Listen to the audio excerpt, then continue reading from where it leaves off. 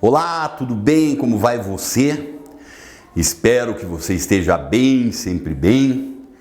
Então nós vamos aí dar uma olhadinha, ou continuar dando uma olhadinha em mais umas características, alguns aspectos econômicos dessa Ásia, continente asiático. Então o que nós temos basicamente aqui é a seguinte ideia, né? Dinâmica econômica asiática, ela é uma dinâmica muito grande e muito significativa, certo? Então é isso que nós temos que perceber, que a Ásia ela vem com um desenvolvimento econômico gigantesco e nós acabamos percebendo que esse desenvolvimento econômico, hoje ele está presente, ou suas influências estão presentes em todas as regiões do planeta, né? Por que isso acontece, afinal de contas? Porque a gente sabe muito bem, nós vivemos cada vez mais em um mundo mais globalizado. O que significa esse mundo cada vez mais globalizado aí? Significa mais ou menos o seguinte: há um certo número de gerações anteriores às nossas, né? Se a gente precisasse, ou a gente consumia determinados produtos, onde a gente acaba percebendo o quê? Pensemos lá, talvez na geração dos nossos avós, o consumo deles se dava através de alguns produtos que a sua produção, ela ia ocorrer de que forma? Em regiões muito próximas onde eles viviam, a maior parte daquilo que eles consumiam, né? Então, o raio de produção era muito pequeno, muito próximo a eles. Raramente você tinha um ou outro produto que talvez tivesse sua origem em regiões um pouco mais distantes. Só que com você não é mais assim, né? Você já vive em um mundo que é um mundo que tem aí um processo de globalização que está acontecendo, está muito adiantado. Então, se você tiver curiosidade de você olhar em volta aí, o que é que você vai acabar percebendo? Que você consome uma quantidade de produtos que eles vão ter a sua origem nas regiões mais diversas do nosso planeta. E uma dessas regiões acaba acontecendo o quê? É, sem sombra de dúvidas, o continente asiático. Existe uma chance muito grande de o aparelho eletrônico que você está utilizando para ver a aula do professor Rivaldo agora, ele tenha algumas peças, alguns componentes eletrônicos aí com origem na Ásia, né? Então, perceba que mudou muita coisa. Essa Ásia, ela acaba tendo uma influência econômica muito grande no restante do mundo. Então, a nossa preocupação na nossa conversa de hoje é justamente essa ideia. A gente entender um pouquinho a respeito do quê? Da atuação de alguns desses países que nós vimos aqui em relação ao mercado internacional. E por onde é que nós podemos começar aí, ó? Nós podemos ver essa atuação no mercado internacional começando justamente pela China, né? A China ela tem, por assim dizer, uma certa tradição nesse comércio com o Ocidente. Então essa imagem que eu trago aqui para você, o que nós encontramos? Ó, o título aqui, Nova Rota da Seda, né? A gente sabe que já existiu lá no passado uma chamada Rota da Seda. Então, os europeus, durante muito tempo aí, eles tratavam de fazer o quê? Sair da Europa e ir a chamado Oriente. Então, Rota da Seda por quê? Porque lá existiam alguns produtos que tinham um valor muito grande na Europa. Só que esse deslocamento aqui, ele era um deslocamento que levava meses por rotas terrestres aí, né? Você não tinha nenhum motor de combustão, a maior parte do que era utilizado era com tração animal.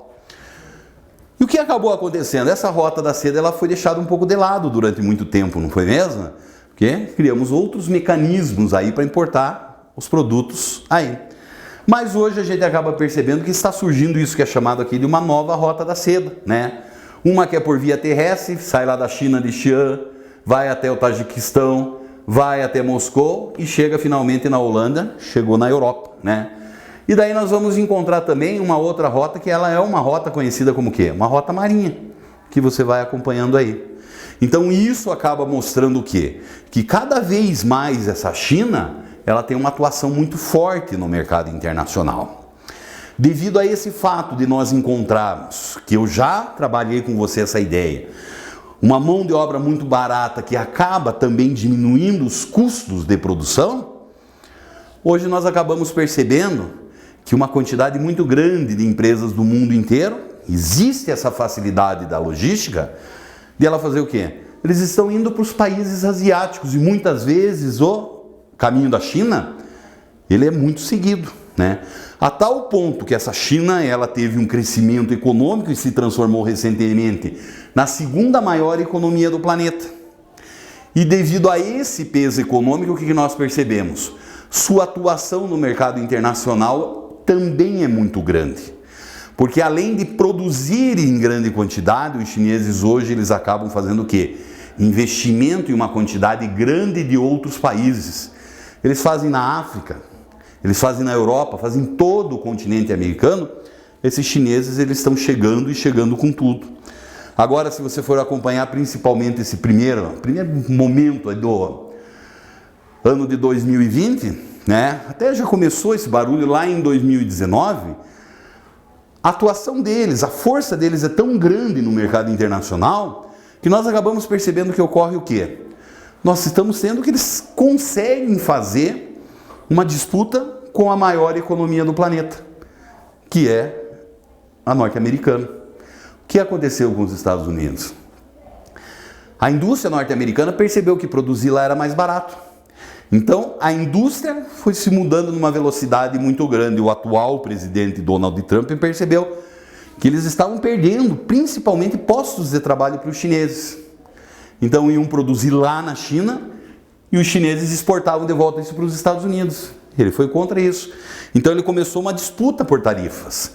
Os produtos chineses, para chegarem até os Estados Unidos, eles vão sofrer uma sobretaxação para encarecer esses produtos, para que um dia ele pensa que vai conseguir fazer o quê? Encarecer tanto a produção deles, que esses industriais vão achar no direito de retornar lá, né? Então a China ela se desenvolveu até mesmo tecnologicamente. Tem uma atuação no mercado internacional que é uma atuação muito significativa. O Japão, né? O Japão é a mesma coisa. É uma economia que ela se desenvolveu e nós já vimos aqui muito rapidamente a partir da Segunda Guerra Mundial. Com aquele apoio muito pesado também dado pelos Estados Unidos. E o Japão acabou emplacando o quê? O Japão acabou emplacando que principalmente ali a partir da década de 1980, ele embarca nesse bloco aí que acabou se transformando em uma das principais economias do nosso planeta. Tá? E como não poderia ser diferente, essa grande economia japonesa aí, ela acaba tendo também uma atuação muito pesada no mercado internacional. Né?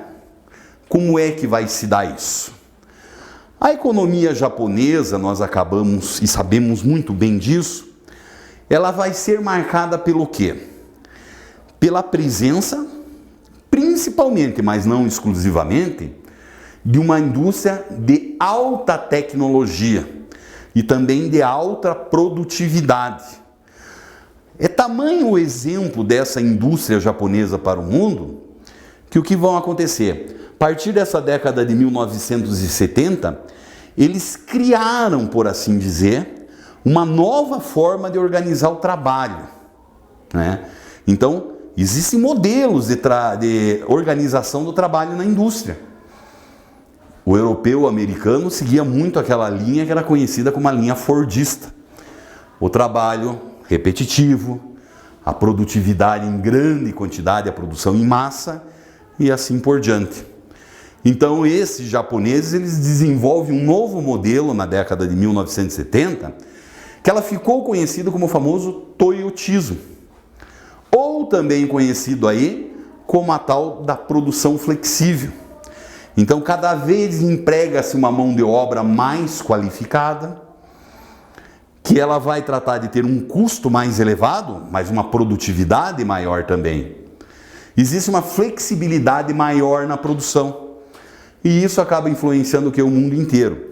não é uma indústria apenas e exclusivamente desses bens que são conhecidos aí como bens de alta tecnologia, mas sem sombra de dúvida essa alta tecnologia ela vai ter um peso muito grande na economia japonesa, né? E ainda nós encontramos também a presença desses tigres asiáticos. O que acaba acontecendo? Esses tigres asiáticos que nós já vimos também, que são os países mais recentemente industrializados do mundo, por conta disso, eles têm uma indústria que cresceu baseada numa mão de obra de altíssima qualidade, muito capacitada, e foram desenvolvendo suas tecnologias. Nós sabemos que num primeiro momento o que acabou acontecendo, né? Eles trataram de solidificar a sua economia como plataformas de exportação. Então se produzia não para o consumo interno deles, mas sim para eles exportarem para o mundo inteiro. Eles conseguiram, com esse modelo baseado nessas plataformas, acabar produzindo o quê? Criando grandes grupos empresariais. E esses grandes grupos empresariais, eles acabam hoje estando presentes, fazendo investimentos em outras regiões, nas regiões mais longínquas também. Então a sua atuação no mercado internacional é uma atuação muito significativa.